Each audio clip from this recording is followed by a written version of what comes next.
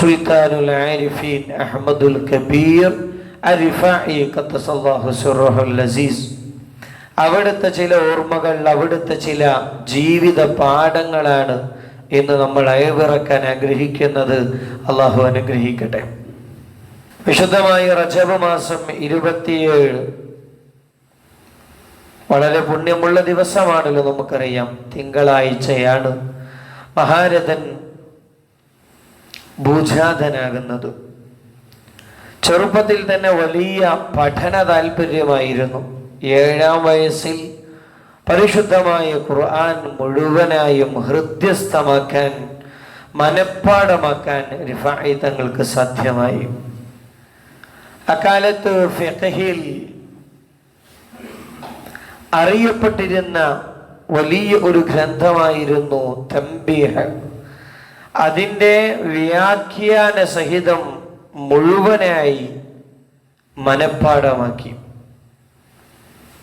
20-ാം വയസ്സിൽ തസവ്വുഫിയായ ജ്ഞാനങ്ങളും ഏറെക്കുറെ പഠിച്ചെടുത്തു. നമുക്കറിയാം, ഒരു വിശ്വാസിയെ സംബന്ധിച്ചിടത്തോളം അള്ളാഹുവിലേക്ക് ചേരാൻ 3 മാർഗങ്ങളാണ്. ഇന്ന തരീഖ ശരീഅത്തുൻ വ തരീഖത്തുൻ.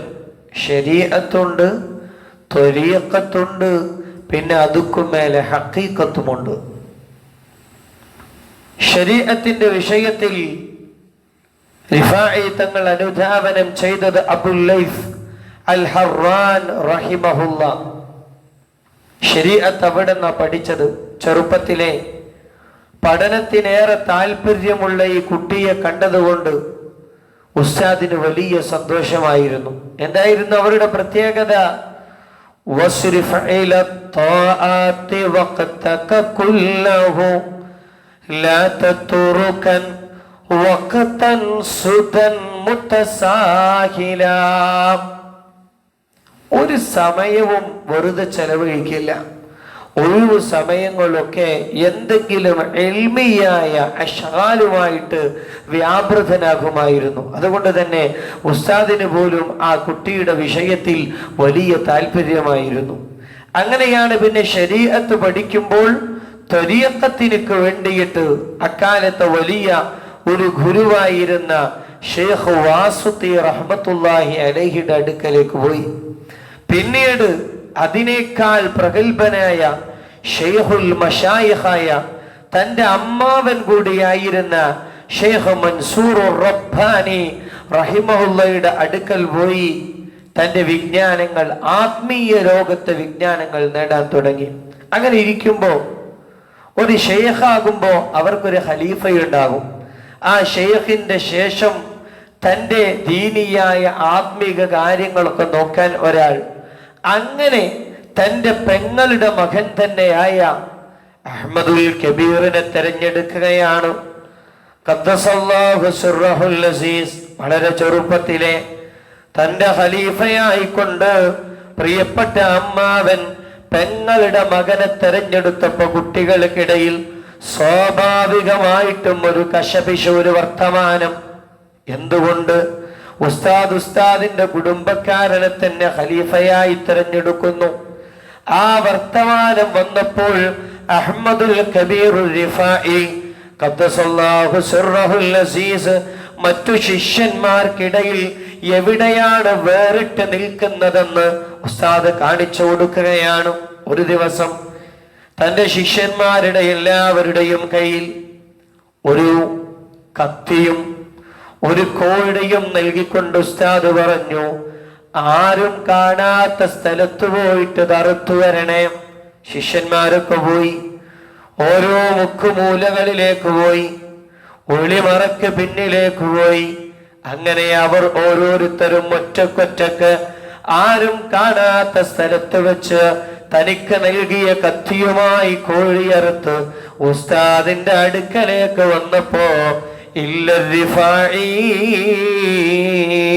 റിഫായി തങ്ങൾ മാത്രം അറുക്കാത്ത കോഴിനറ്റാ വരുന്നത്. എല്ലാരും അറുത്തിട്ടുണ്ട്, റിഫായി തങ്ങൾ അറുത്തിട്ടില്ല. എന്തുകൊണ്ട് അനുസരിച്ചില്ല, ഉസ്താദ് പറഞ്ഞത് കേട്ടില്ല എന്ന് ചോദിച്ചപ്പോ തന്റെ കൗമാരപ്രായത്ത് തന്നെ ആത്മിക ചിന്തയുടെ പരമോന്നതയിലെത്തിയിരുന്ന റിഫായി തങ്ങൾ പറഞ്ഞു, ഉസ്താദ് ഞങ്ങളോട് പറഞ്ഞത് ആരും കാണാത്ത സ്ഥലത്ത് വെച്ച് അറുക്കാനല്ലേ. ഞാൻ നോക്കിയപ്പോ ലോകത്ത് അങ്ങനത്തെ ഒരു സ്ഥലമില്ല. ഇന്നകലബിൽ മിർസാദ്, എന്റെ റബ്ബ് കാണാത്ത ഒരു സ്ഥലം ഈ ലോകത്തില്ലല്ലോ എന്ന് തന്റെ ചെറുപ്പത്തിലെ അഹ്മദുൽ കബീർ റിഫായി അള്ളാഹു തൗഫീഖ് നൽകട്ടെ. അത് നമുക്കൊക്കെ അറിയാം, അള്ളാഹ് കാണാത്ത സ്ഥലം ലോകത്തില്ലല്ലോ. പക്ഷേ ഒരു ഉസ്താദ് ഒരു ചെക്കപ്പിന് ഏൽപ്പിക്കുമ്പോൾ ആ ബോധം വരിക എന്ന് പറഞ്ഞാൽ അത് ആത്മീയ ട്രെയിനിങ് കിട്ടിയത് കൊണ്ടാണ്. അള്ളാഹു നമുക്ക് തൗഫീഖ് നൽകട്ടെ. അള്ളാഹു ആ ബോധം പ്രദാനം ചെയ്യട്ടെ. നാം ആ ബോധമാണ് റിഫായി തങ്ങളിൽ നിന്ന് പഠിക്കേണ്ടത്. ഇന്നക ലബിൽ മിർസാദ്, നാം ഇരിക്കുകയാണെങ്കിലും നാം കിടക്കുകയാണെങ്കിലും, വിശേഷിയായത് മൊബൈൽ ഫോണിന്റെ യുഗമാണ്.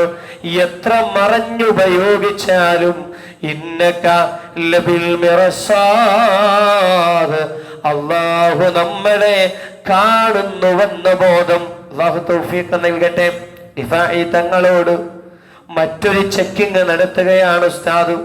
തന്റെ ശിഷ്യന്മാരുടെയൊക്കെ കരങ്ങളിൽ ഒരു അരിവാള് കൊടുത്തിട്ട് പറഞ്ഞു, എല്ലാവരോടും പുല്ലരിഞ്ഞ് വരാൻ പറഞ്ഞു. ശിഷ്യന്മാരൊക്കെ പോയി. ഉസ്താദ് പറഞ്ഞതല്ലേ നല്ല മികവോടെ ഒരുപാട് പുല്ലരിഞ്ഞുകൊണ്ട് ഉസ്താദിന്റെ മുമ്പിലേക്ക് വന്നപ്പോ റിഫായി തങ്ങള് മാത്രം അരിവാള് പിടിച്ച് ശൂന്യകരങ്ങളുമായിട്ട് വരികയാണ്. അവര് പുല്ലരിഞ്ഞിട്ടില്ല. എന്താണ് കാരണമെന്ന് ചോദിച്ചപ്പോ റിഫായി തങ്ങൾ പറയുന്നു, ഞാൻ പുല്ലുകളെ നോക്കുമ്പോ, ചെടികളെ നോക്കുമ്പോ, മാമരങ്ങളെ നോക്കുമ്പോ അവകളൊക്കെ തസ്ബീഹ് ചൊല്ലിക്കൊണ്ടിരിക്കുകയാണ്. തസ്ബീഹ് ചൊല്ലുന്ന ചെടികളെ വെട്ടിക്കളയാൻ എനിക്ക് സാധ്യമല്ലെന്ന് അഹ്മദുൽ കബീർ, അല്ലാഹു തൗഫീഖ് നൽകട്ടെ. ആ ഒരു ബോധം, മാമരങ്ങൾ പോലും പക്ഷിപ്പറവകൾ പോലും തസ്ബീഹ് ചൊല്ലുന്നത് മനസ്സിലാക്കാം. അത് നമ്മുടെ സൈനുദ്ദീൻ മഹ്ദൂം റഹിമഹുല്ലാ, ഒന്നാമൻ വലിയ പണ്ഡിതനായിരുന്നല്ലോ. അവരുടെ പഠനകാലത്ത് സക്കരിയൽ അൻസാരി റളിയല്ലാഹു അൻഹു പുല്ലരിയാൻ ഇതുപോലെ പറഞ്ഞേക്കുന്നു. എത്ര പറഞ്ഞയച്ചിട്ടും സൈനുദ്ദീൻ മഖ്ദൂം തങ്ങൾ അറിഞ്ഞു വരുന്നില്ല. ഉസ്താദിനോട് വന്നിട്ട് വിഷയം പറഞ്ഞു, എനിക്ക് അറിയാൻ സാധ്യമല്ല, അവകളൊക്കെ തസ്ബീഹ് ചൊല്ലുകയാണ്. അപ്പ സക്കരിയൽ അൻസാരി തങ്ങള് അവരെ വിളിച്ച പേരാണ് അൻതൽ മഖ്ദൂം. അതാണ് സൈനുദ്ദീൻ മഖ്ദൂം റഹിമഹുല്ലാഹ്. അല്ലാഹു നമുക്ക് തൗഫീഖ് നൽകട്ടെ. ആ ഒരു ബോധമാണ്. അത് ഖുർആൻ പറഞ്ഞ ബോധമല്ല. തുസബ്ബിഹു ലഹുസ്സമാവാതു അസ്സബ്ഉ വൽ അർള്, അല്ലാഹുവിനക്ക് വേണ്ടി 7 ആകാശങ്ങളും ഭൂമിയും വമൗ ഫീഹിന്ന, അവകളിലുള്ള സകലതും തസ്ബീഹ് ചൊല്ലുന്നതാണ്. വഇം മിൻ ശൈഅ, ആ ദുനിയാവിലുള്ള ആകാശ ഭൂമികളിലുള്ള ഒരു വസ്തു പോലുമില്ല, ഇല്ലാ യുസബ്ബിഹു ബിഹംദി, എല്ലാം അല്ലാഹുവിനക്ക് തസ്ബീഹ് ചൊല്ലുകയാണ്. വലാകിൻ ലാ തഫ്ഖഹൂന തസ്ബീഹഹും, ഈ ചെടികളും മാമരങ്ങളും ഒക്കെ തസ്ബീഹ് ചൊല്ലുന്നുണ്ട്. വലാകിൻ ലാ തഫ്ഖഹൂന തസ്ബീഹഹും, അവർ ചൊല്ലുന്ന തസ്ബീഹ് നിങ്ങൾക്ക് അറിയുന്നില്ല, നിങ്ങൾക്ക് മനസ്സിലാകുന്നില്ലെന്ന് പരിശുദ്ധ ഖുർആൻ. അല്ലാഹു നമുക്ക് തൗഫീഖ് നൽകട്ടെ. ഞാൻ പറഞ്ഞത് ചെറുപ്പത്തിലെ വല്ലാത്ത ആത്മീയ ചിന്തയുള്ള മഹാനായിരുന്നു അഹ്മദുൽ കബീർ റിഫായി ഖദ്ദസല്ലാഹു സിർറഹുൽ അസീസ്. ഈ സംഭവങ്ങൾ കാണിച്ചു കൊടുത്തിട്ട് 2 സംഭവം. ഒന്ന്, ആരും കാണാട്ടിടത്ത് പോയി കോഴിയറുക്കാൻ പറഞ്ഞു. മറ്റൊന്ന്, പുല്ലരിഞ്ഞു വരാൻ പറഞ്ഞു. ഇതിലൂടെ ഉസ്താദ് റിഫായി തങ്ങൾ കുറച്ചൊക്കെ മേലെയാണെന്ന് മനസ്സിലാക്കാണ്. അള്ളാഹു നമുക്ക് തൗഫീഖ് പ്രദാനം ചെയ്യട്ടെ. അവിടുത്തെ സൽഗുണങ്ങളിൽ അതിപ്രധാനം എല്ലാ ദിവസവും 4 റക്അത്ത് നിസ്കരിക്കുമായിരുന്നു സുന്നത്തായിട്ട്. പക്ഷേ നാം നിസ്കരിക്കുന്ന പോലെ 4 റക്അത്തല്ല, ഓരോ റക്അത്തിലും 1000 തവണ സൂറത്തുൽ ഇഖ്ലാസ് ഓതുമായിരുന്നു. അല്ലാഹു തൗഫീഖ് പ്രദാനം ചെയ്യട്ടെ. വലിയ കുടുംബ ബന്ധം ചേർക്കുന്ന വ്യക്തിത്വമായിരുന്നു, വിനയത്തിന്റെ നിത്യസ്വരൂപമായിരുന്നു. ഒരു തവണ റിഫാഈ തങ്ങളുടെ വിനയം നോക്കണം. ശിഷ്യന്മാരോട് അങ്ങോട്ട് ചോദിക്കുകയാണ്, പ്രിയപ്പെട്ട കുട്ടികളെ, നിങ്ങൾ എൻ്റെ ന്യൂനതകൾ എനിക്ക് പറഞ്ഞു തരണം, എൻ്റെ പോരായ്മകൾ എനിക്ക് പറഞ്ഞു തരണമെന്ന് പറഞ്ഞപ്പോ ശിഷ്യന്മാര് പറഞ്ഞു, പൊന്നാര ഉസ്താദേ, ഞങ്ങളെപ്പോലെയുള്ള ശിഷ്യന്മാർ അങ്ങയുടെ ശിഷ്യന്മാരായി എന്നതല്ലാതെ അങ്ങേക്കൊരു പോരായ്മയുമില്ല. ശിഷ്യന്മാർ അതിനേക്കാൾ വിനയം കാണിച്ചു. ഉസ്താദിനും വിനയം, ശിഷ്യന്മാർക്കും വിനയം. അത് പറഞ്ഞുകൊണ്ട് പ്രിയപ്പെട്ട ഉസ്താദും ശിഷ്യന്മാരും പൊട്ടിക്കരഞ്ഞുകൊണ്ട് ഇരിക്കുമ്പോ റിഫാഈ തങ്ങൾ പറഞ്ഞു, പ്രിയപ്പെട്ട കുട്ടികളെ, നിങ്ങൾ സങ്കടപ്പെടേണ്ട ആവശ്യമില്ല. വാഹനം രക്ഷപ്പെട്ടാൽ വാഹനത്തിലുള്ളവരും രക്ഷപ്പെടുമല്ലോ. ആരാണ് വാഹനം? അഹ്മദുൽ കബീർ റിഫാഈ ഖദ്ദസല്ലാഹു സിർറഹുൽ അസീസ്. അല്ലാഹു തൗഫീഖ് നൽകട്ടെ. അതുകൊണ്ടാണ് അവരൊക്കെ അത്രമേൽ പ്രാധാന്യമുള്ളവരായതുകൊണ്ടാണ് നമ്മുടെ പൂർവികർ അവരെ ഓർത്തുകൊണ്ടും അവരെ മൗലിദ് ചൊല്ലിക്കൊണ്ടും അവരെ അനുസ്മരിച്ചുകൊണ്ടും ഇരിക്കുന്നത്. ആ വാഹനം സൂപ്പറാണ്. നമ്മൾ അതിൽ കയറിയാൽ നമ്മളും രക്ഷപ്പെടും. അല്ലാഹു തൗഫീഖ് നൽകട്ടെ. എന്നാൽ ഒരു ആബിദ് മാത്രമായിരുന്നില്ല റിഫാഈ തങ്ങൾ, ഒരു ആലിമ് മാത്രമായിരുന്നില്ല. റിഫാഈ തങ്ങളുടെ ഏറ്റവും വലിയ പ്രത്യേകത പാവങ്ങളെ ചേർത്ത് പിടിക്കുന്ന മഹാനായിരുന്നു. എപ്പോഴും കയ്യിൽ ഒരു കരുതലുണ്ടാകും, ഒരു ചെറിയ ഭക്ഷണത്തിന്റെ പൊതി. എന്തിനാണെന്നറിയുമോ? തന്റെ യാത്രക്കിടയിൽ തനിക്ക് വിശക്കുമ്പോ കഴിക്കാനില്ല, ഏതെങ്കിലും പട്ടിണിയും പരിവട്ടവുമുള്ളവരെ കാണുമ്പോ അവർക്ക് നൽകാൻ തന്റെ കരങ്ങളിൽ അന്നപ്പൊതി പിടിക്കുമായിരുന്നു അഹ്മദുൽ കബീർ. അല്ലാഹു തൗഫീഖ് നൽകട്ടെ. ഇടയ്ക്ക് കാട്ടിലേക്ക് പോകും, എന്നിട്ട് വിറക് വെട്ടും. വിറക് വെട്ടിയിട്ട് സ്വന്തം വീട്ടിലേക്ക് കൊണ്ടുവരികയല്ല, ഏതെല്ലാം വീടുകളിലാണോ വൃദ്ധവയോധികരായ സ്ത്രീകളുള്ളത്, സഹായിക്കാൻ മക്കളില്ലാത്ത ഉമ്മമാരുടെ വീട്ടിലേക്ക് സൗജന്യമായി സ്വമേധ വിറക് ശേഖരിച്ചു കൊണ്ടുപോയി കൊടുക്കുന്ന മഹാനായിരുന്നു അഹ്മദുൽ കബീർ റളിയല്ലാഹു അൻഹു. അല്ലാഹു തൗഫീഖ് നൽകട്ടെ. മഹാന്റെ ഒരു വലിയ ആദത്തുണ്ടായിരുന്നു, ഒരു പതിവ്. ആ നാട്ടിൽ ആരെങ്കിലും മരിച്ചെന്നറിഞ്ഞാൽ ഉടനെ അവിടെ എത്തും. എന്നിട്ട് മയ്യത്തിനെ സംസ്കരിക്കും. മയ്യത്തുമായി ബന്ധപ്പെട്ട് ജനാസയുമായി ഒരു വീട്ടിൽ ചെയ്യേണ്ട കർമ്മങ്ങളൊക്കെ ചെയ്യാൻ മുന്നിലേക്ക് വരുമായിരുന്നു അഹ്മദുൽ കബീർ. അല്ലാഹു തൗഫീഖ് നൽകട്ടെ. അങ്ങനെ പരന്നൊഴുകിയൊരു മനുഷ്യനായിരുന്നു. നമ്മളൊക്കെ ഇന്ന് നമ്മളിലേക്ക് ചുരുങ്ങുമ്പോൾ അഹ്മദുൽ കബീർ റിഫാഈ ആത്മീയ വിഹായസിലെ ജ്യോതിർഗോളമായിട്ടും വലിയൊരു പണ്ഡിതനായിട്ട് പോലും മറ്റുള്ളവർക്ക് വേണ്ടി നിറഞ്ഞൊഴുകുന്ന മഹാനായിരുന്നു.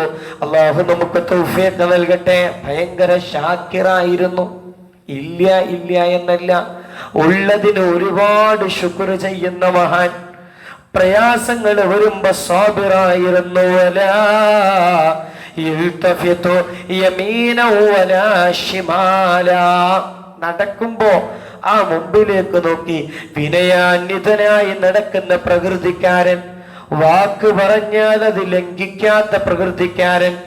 ഏത് പ്രാർത്ഥന നടത്തുകയാണെങ്കിലും തനിക്ക് ചോദിക്കുന്നതിനേക്കാൾ വിശ്വാസി സമൂഹത്തിന് വേണ്ടി പ്രാർത്ഥിച്ചിരുന്ന മഹാൻ.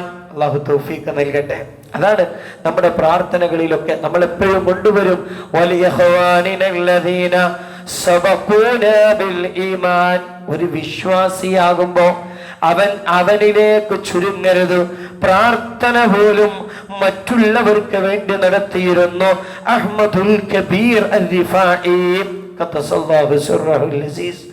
അതുകൊണ്ട് തന്നെ ആരാധനയിലൊക്കെ പ്രത്യേകമായ ലദ്ദത്തായിരുന്നു, ആനന്ദം. ഒരു സമയത്ത് നല്ലങ്ങനെ ദാഹിച്ചു നിൽക്കുകയാണ്. ദാഹിച്ചു നിൽക്കുമ്പോഴാണ് വെള്ളം കിട്ടുന്നത്. വെള്ളം കൊണ്ടുവന്ന് വെള്ളം കുടിക്കാൻ നിൽക്കുമ്പോ പള്ളിയിൽ നിന്ന് ബാങ്ക് കൊടുക്കാണ്. കുടിക്കാൻ എടുത്തിരുന്ന പാനപാത്രം അവിടെ വെച്ചിട്ട് പറഞ്ഞു, ആദ്യം അല്ലാഹുവിനുള്ളത് കൊടുക്കട്ടെ, എന്നിട്ട് മതി എനിക്കുള്ളത്. ദാഹിച്ച സമയത്ത് പോലും വെള്ളം കുടിക്കാതെ നിസ്കാരത്തിന്റെ ആനന്ദം കണ്ടെത്തുകയാണ്. അവ നമുക്ക് തോന്നും അല്ലെ, ദാഹിച്ചു കഴിഞ്ഞ് വെള്ളം കുടിച്ചിട്ടല്ലേ നിസ്കരിക്കേണ്ടത്, അത് നമുക്കാണ്. ഇത് അല്ലാഹുവിന്റെ ആരിഫാണ്. അവർക്ക് ദാഹിക്കുമ്പോ വെള്ളം കുടിക്കുന്നതിനേക്കാൾ ആനന്ദം പരിശുദ്ധമായ നിസ്കാരമായിരുന്നു. അല്ലാഹു തൗഫീഖ് നൽകട്ടെ. നിസ്കാരത്തിലേക്ക് നിന്നാൽ തന്നെ ശിഷ്യന്മാര് പറയാണ്, അവരെ മുഖമങ്ങനെ മാറാൻ തുടങ്ങും, മുഖം ചുവക്കാൻ തുടങ്ങും. നിസ്കാരത്തിലൂടെ മിഅ്റാജുൽ മുഅ്മിനാണല്ലോ, അല്ലാഹുവിലേക്ക് സഞ്ചരിക്കുകയാണ്. അഹ്മദുൽ കബീർ അർ-റിഫാഇ ഖദ്ദസല്ലാഹു സിർറഹുൽ അസീസ്. നിസ്കാരം കഴിഞ്ഞാലോ അവിടെ ഇരുന്നിട്ട് ഒരുപാട് സമയം വെറുതെ ചെല്ലും. അങ്ങനെ ആരാധനയുടെ മാധുര്യം കിട്ടി. ഇനി രസകരമായൊരു സംഭവമുണ്ട്. ആ മനുഷ്യൻ ആബിദാണ്, ആശിഖാണ്, ആലിമാണ്. പക്ഷേ മറ്റുള്ളവരെ സ്നേഹിക്കുകയും മറ്റുള്ളവർക്ക് വേണ്ടി കഠിനാധ്വാനം ചെയ്യുകയും ചെയ്യുന്നതിൻ്റെ ഉപമയായി വരുന്ന മനോഹരമായ ഒരു സംഭവം. ഒരു ദിവസം വീട്ടിലെ കള്ളം കയറി. റിഫാഇ തങ്ങളുടെ വീട്ടിലെ ധാന്യപ്പൊടിയുടെ അടുത്തിരിക്കുന്ന കള്ളനിങ്ങനെ ഇരുന്നിട്ട് കക്കാൻ നിൽക്കാണ്. അന്നൊക്കെ ധാന്യം അരിപ്പൊടിയൊക്കെയാണല്ലോ, അരിയൊക്കെയാണല്ലോ കക്കുക. അതിങ്ങനെ കക്കാൻ നിൽക്കുമ്പോ റിഫായി തങ്ങൾക്ക് മനസ്സിലായി, ആ കള്ളനാണല്ലോ. റിഫായി തങ്ങള് കള്ളന്റെ അടുക്കലേക്ക് പോയിട്ട് പറഞ്ഞു, ആ അരി എടുക്കേണ്ടതില്ല, അവിടെ നല്ല വറുത്ത പാകപ്പെടുത്തിയ ധാന്യമുണ്ട്, അതെടുത്തു കൊണ്ടുപോക്കോ. കള്ളനെ സ്നേഹിക്കുകയാണ് അഹ്മദുൽ കബീർ റിഫാഇ. എന്നിട്ടോ നിർത്തിയില്ല, കള്ളനോട് ചോദിക്കല്ല, കൊണ്ടുപോകാനുള്ള സഞ്ചിരുത്തുകൂടോ. കള്ളനാണ്, ഓടി വന്നതാണ്. റിഫാഇ തങ്ങൾ തന്നെ സഞ്ചി കൊടുക്കുകയാണ്. എന്നിട്ടും തീർന്നില്ല, കള്ളനോട് പറയാണ്, ഒറ്റക്ക് പോകണ്ട കേട്ടോ, രാത്രി സമയമാണ്, തസ്കരന്മാര് നാട്ടിലൂടെ കുറുവാ സംഘം അടിച്ചു കയറുന്ന കാലമാണ്, അതുകൊണ്ട് ഒറ്റക്ക് പോകണ്ട, ഞാനും കൂടെ വരാമെന്ന് പറഞ്ഞ് കള്ളന്റെ കൂടെ പോവുകയാണ് അഹ്മദുൽ കബീർ റിഫാഇ ഖദ്ദസല്ലാഹു സിർറഹുൽ അസീസ്. എന്തുണ്ടാവും ഇത് കണ്ട് ആകെ അത്ഭുതപ്പെട്ട്, പഠിച്ചോനെ ഇതെന്തൊരു മനുഷ്യനാ. ആ കള്ളനതാ റിഫാഇ ഷെയ്ഖിന്റെ മുരീദായി മാറുകയാണ്. ഭയങ്കരമായ ഒരു വിശാലമായ മനസ്സിന്റെ പ്രതീകം. അതുകൊണ്ടാണ് അന്ന് വിട പറഞ്ഞിട്ടും എന്നും ആ മഹാനെ നമ്മൾ ഓർക്കുന്നത്. അള്ളാഹു നമുക്ക് തൗഫീഖ് നൽകട്ടെ.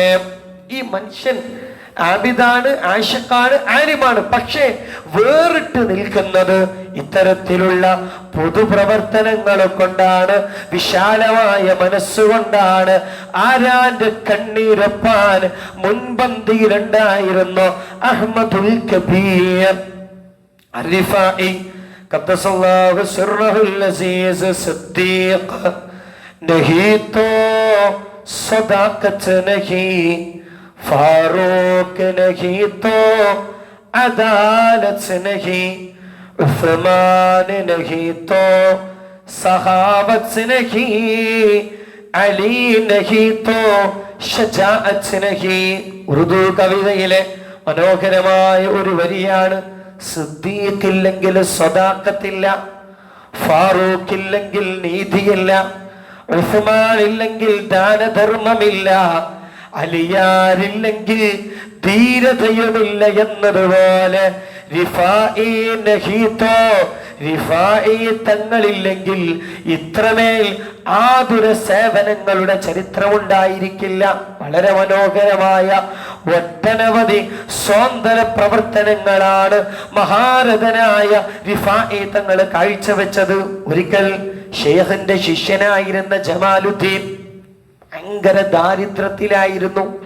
അപ്പൊ വന്നിട്ട് ഉസ്താദിനോട് പറഞ്ഞു, ഉസ്താദേ, എൻ്റെ അടുക്കൽ ഒരു തോട്ടമുണ്ട്. ആ തോട്ടം എനിക്ക് കിട്ടുകയാണെങ്കിൽ എനിക്കും എൻ്റെ കുടുംബത്തിനും വലിയ സമാശ്വാസമായിരുന്നു. ഷെയ്ഖ് ഇസ്മായിൽ തങ്ങളാണ് ആ തോട്ടത്തിന്റെ ഉടമ. ഉസ്താദ് ഒന്ന് റെക്കമെൻഡ് ചെയ്ത് എനിക്കത് വിറ്റുതരുമോ? റിഫായി തങ്ങൾ അങ്ങനെയാണ്. സ്വന്തം കാര്യങ്ങളൊന്നും നടന്നില്ലെങ്കിലും മറ്റ് റിഫായി തങ്ങൾ ഒരു വലിയ സമ്പത്തിന്റെ ഉടമയോ പൈസക്കാരനൊന്നുമല്ല. പക്ഷേ മറ്റുള്ളവരുടെ വേദന കേട്ടാൽ അതിനു വേണ്ടി കഷ്ടപ്പെടും. ജമാലുദ്ദീൻ എന്ന ശിഷ്യനുമെന്ന് പറഞ്ഞപ്പോ ഇസ്മായിൽ തങ്ങളുടെ അടുക്കലേക്ക് പോവുകയാണ്. എന്നിട്ട് പറഞ്ഞു, ആ തോട്ടമൊന്ന് വിറ്റു തരണം. ഇസ്മായിൽ തങ്ങൾ ഉടനെ പറഞ്ഞു, ജമാലുദ്ദീനാണെങ്കിൽ ഞാനത് നൽകുന്ന പ്രശ്നമില്ല. അപ്പോഴും റിഫായി തങ്ങൾ പോകുന്നില്ല. എൻ്റെ ശിഷ്യനോട് ഒരു ഹെൽപ്പ് ചോദിച്ചതാ, എനിക്കത് ചെയ്തേ പറ്റുള്ളൂ. റിഫായി തങ്ങൾ തന്റെ ആത്മീയ പദവി ഉപയോഗിച്ചിട്ട് പറഞ്ഞു, ആ തോട്ടത്തിന് പകരം നിങ്ങൾക്ക് സ്വർഗം തരാം. ആ തോട്ടമൊന്ന് നൽകുമോ? അഹ്മദുൽ കബീറാണ് പറയുന്നത്, റിഫായി തങ്ങളാണ് പറയുന്നത്. ഇസ്മായിൽ തങ്ങൾക്ക് പ്രതീക്ഷയായി. എന്നാൽ അതെനിക്കൊരു ലിസ്റ്റിൽ എഴുതി തരണമെന്ന് പറഞ്ഞു. ഈ തോട്ടൊക്കെ ഞാൻ തരാം, പകരം സ്വർഗം കിട്ടുമെന്ന് എനിക്ക് ഒരു ലിസ്റ്റിൽ എഴുതി തരണമെന്ന് പറഞ്ഞു. റിഫായി തങ്ങളത് എഴുതി കൊടുത്തു. ആ എഴുതിയതിന്റെ പേരിൽ ആ വിൽപ്പന അല്ലെങ്കിൽ ആ കൈമാറ്റം നടന്നു. ആ തോട്ടം വാങ്ങിയിട്ട് അത് പ്രിയപ്പെട്ട ജമാലുദ്ദീൻ എന്ന ശിഷ്യന് കൊടുക്കുകയാണ്. എന്നാൽ ഈ ലിസ്റ്റ് ഉണ്ടല്ലോ, സ്വർഗത്തിന് പകരമുള്ള തോട്ടമാണെന്ന ലിസ്റ്റ് ഇസ്മായിൽ തങ്ങള് താൻ മരിക്കുമ്പോൾ തന്റെ കഫം പുടയിൽ വെക്കാൻ മക്കളോട് പറഞ്ഞു. സുബ്ഹാനല്ലാഹ്, അത്രക്കും വിശ്വാസമായിരുന്നു. പിന്നെ മക്കൾ പിന്നെ സ്വപ്നത്തിൽ കാണുന്നത് റിഫായി തങ്ങൾ പറഞ്ഞതുപോലെ ആ തോട്ടത്തിന് പകരം ഇസ്മായിൽ എന്ന വാപ്പാക്ക് സ്വർഗം കിട്ടിയിരിക്കുന്നു. അള്ളാഹു നമുക്ക് തൗഫീഖ് നൽകട്ടെ. ഞാൻ പറയുന്നത് അങ്ങനത്തെ വിഷയങ്ങൾ പോലും ഇടപെട്ട് മറ്റുള്ളവരുടെ വേദനയകറ്റാൻ മുൻപന്തിയിലുണ്ടായിരുന്നു. എത്രത്തോളം ഒരു നായ വ്രണപ്പെട്ട് കിടക്കുക, റിഫായിതങ്ങൾ ഇങ്ങനെ കാണാൻ ഒരു നായ വ്രണപ്പെട്ട് മുറിവേറ്റ് ചീഞ്ഞളിഞ്ഞ് കിടക്കണം. റിഫായിതങ്ങൾ അതിനെടുത്തു. എന്നിട്ട് തന്റെ വീടിന്റെ ചാരത്തുള്ള ഒരു ടെന്റിൽ കൊണ്ടുവന്ന് കിടത്തി. എല്ലാ ശുശ്രൂഷയും കൊടുത്തു. എല്ലാവിധ പരിപാലനങ്ങളും. ആരൊക്കെ മുഅല്ലമായ നജസാണ്. നായ എന്ന് പറഞ്ഞാൽ ആ നായ ഏറ്റെടുത്തുകൊണ്ടാണ് റിഫായി തങ്ങൾ 40 ദിവസം അതിനെ ശുശ്രൂഷിക്കുന്നത്. ശരിക്ക് പരിപാലിച്ചു, ഒരു കുട്ടപ്പനാക്കി അതിനെ പറഞ്ഞു വിട്ടു. ശിഷ്യന്മാര് ചോദിച്ചു, ഉസ്താദേ, ഒരു നായക്ക് വേണ്ടി ഇങ്ങനെയൊക്കെ കഷ്ടപ്പെടണമോ? ഒരു നായ നജസല്ലേ ഇങ്ങനെയൊക്കെ ചെയ്യണമോ? റിഫായി തങ്ങൾ പറഞ്ഞു, ഈ നായകയുടെ വിഷയത്തിൽ അള്ളാഹുവിന്റെ മുമ്പിലുള്ള ഹിസാബില് ചോദ്യം ചെയ്യപ്പെടുമോ എന്ന് ഞാൻ പേടിച്ചുപോയി. ഒരു നായന്റെ വിഷയത്തിൽ പോലും കാരുണ്യം കാണിച്ച മഹാനാണ് അഹ്മദുൽ കബീർ റിഫായി. അള്ളാഹു നമുക്ക് തൗഫീഖ് നൽകട്ടെ. അങ്ങനെ ഒരു വിശാലമായ മനസ്സ്, അങ്ങനെ പാപങ്ങൾക്ക് വേണ്ടി ഒഴിഞ്ഞു വെച്ചൊരു മനസ്സ്, രാത്രി സമയമൊക്കെ ഇലാഹിയായ ഈശ്വരീയ ആനന്ദത്തിൽ മുഴുകുകയും പകൽ സമയം ഇങ്ങനെയുള്ള പാപങ്ങൾക്കും കഷ്ടപ്പെടുന്നവർക്കും സ്വാന്തനമായി മുമ്പിൽ നിൽക്കുകയും ചെയ്തു. റിഫായി തങ്ങൾ ഒരു തവണ ഇങ്ങനെ ധൃതി പിടിച്ച് നിസ്കരിക്കാൻ വരിക. ഖമീസൊക്കെ അഴിച്ചു വെച്ചിരുന്നു. അത് അഴിച്ചു വെച്ചിരുന്നു. മറ്റേ തന്റെ പണികളൊക്കെ കഴിഞ്ഞ് പെട്ടെന്ന് നിസ്കരിക്കാൻ വേണ്ടിയിട്ട് ഖമീസയങ്ങ് എടുക്കാമെന്നപ്പോ ഖമീസയുടെ ഒരു തലപ്പത്ത് ഒരു ഭാഗത്ത് ഒരു പൂച്ച ഇങ്ങനെ ഉറങ്ങുന്നുണ്ട്.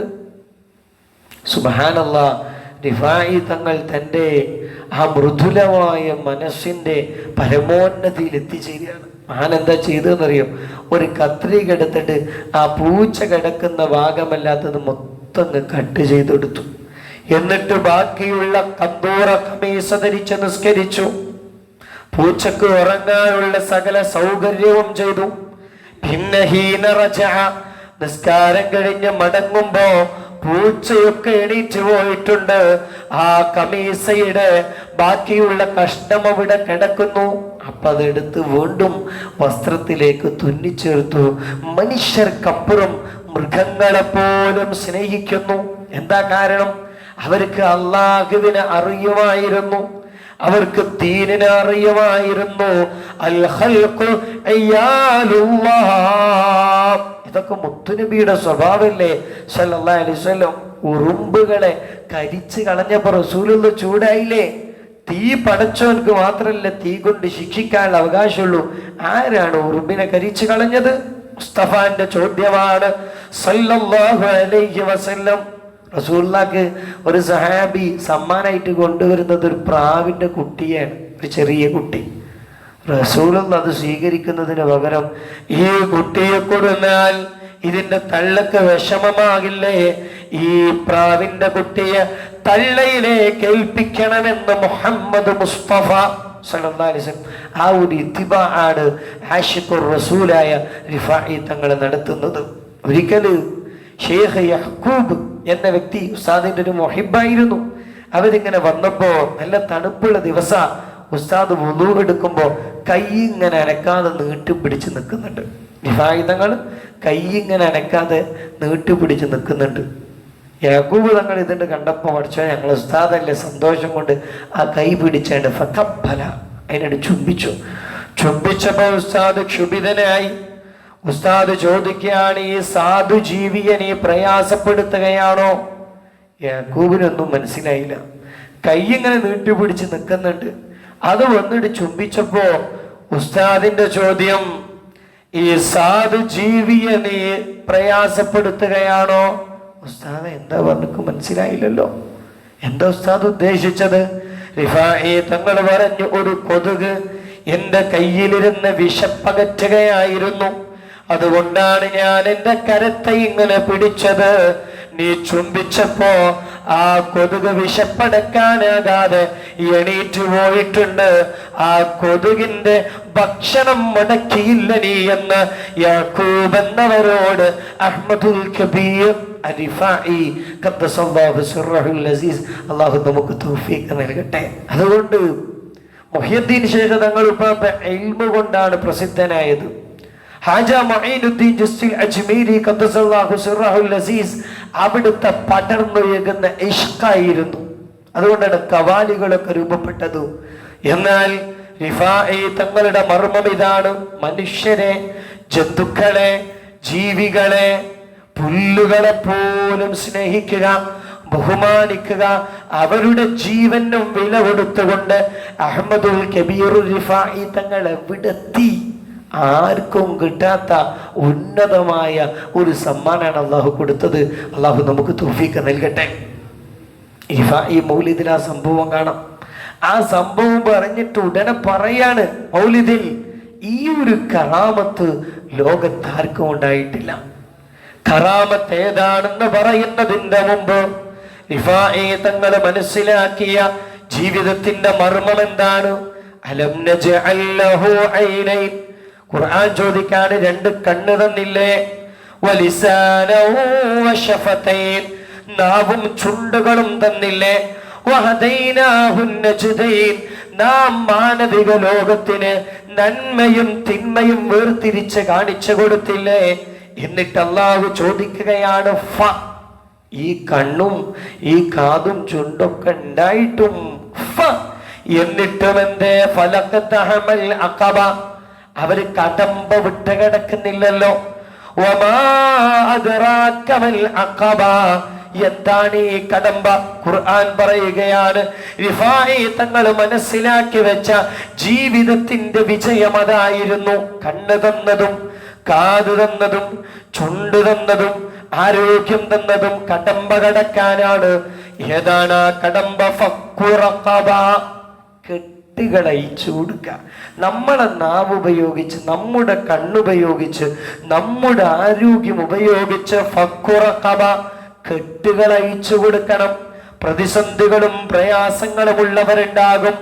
അവരുടെ പ്രയാസങ്ങൾ അയച്ചു കൊടുക്കാനാകണം നമ്മുടെ ആരോഗ്യം. അല്ലാഹു തൗഫീഖ് നൽകട്ടെ. ഔ തുആമു ഫീ യൗമിൽ ദീ മസ്ഗബ. പട്ടിണിയുടെ ദിനങ്ങളിൽ പാവങ്ങൾക്ക് ഭക്ഷണം കൊടുക്കാനാകണം നമ്മുടെ ആരോഗ്യം. അല്ലാഹു തൗഫീഖ് നൽകട്ടെ. ആ റിഫാഈ തങ്ങൾ മനസ്സിലാക്കി വെച്ച മർമ്മമായ ജ്ഞാനമതായിരുന്നു. സ്വന്തത്തിലേക്ക് ചുരുങ്ങിപ്പോകരുത്. നമ്മൾ ഇന്ന് അങ്ങനെയായി മാറുകയാണ്.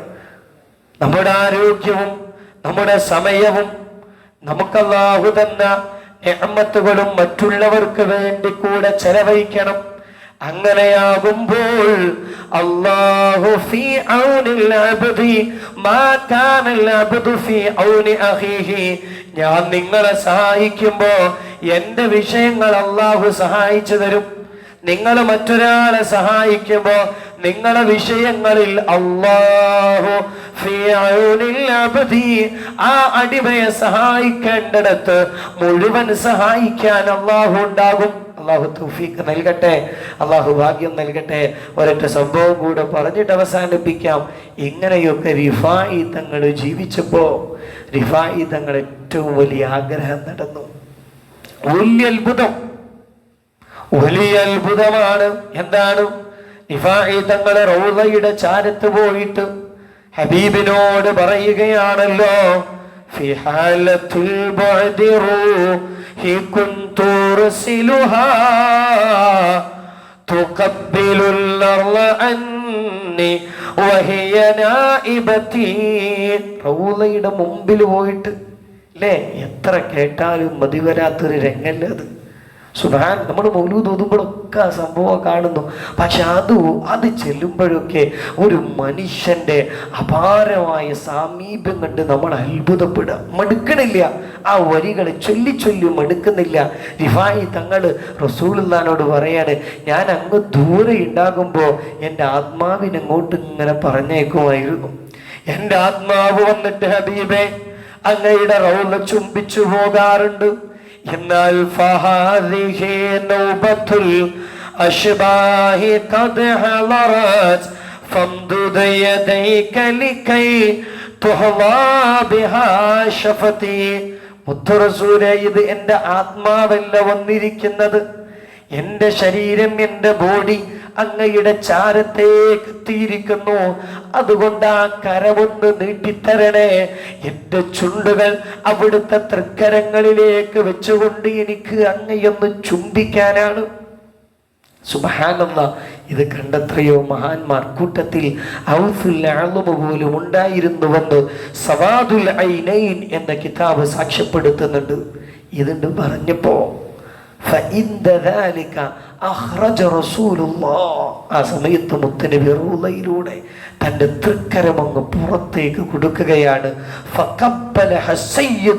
അഹ്മദുൽ കബീർ, അതിനെ ചുംബിക്കുകയാണ് അഹ്മദുൽ കബീർ.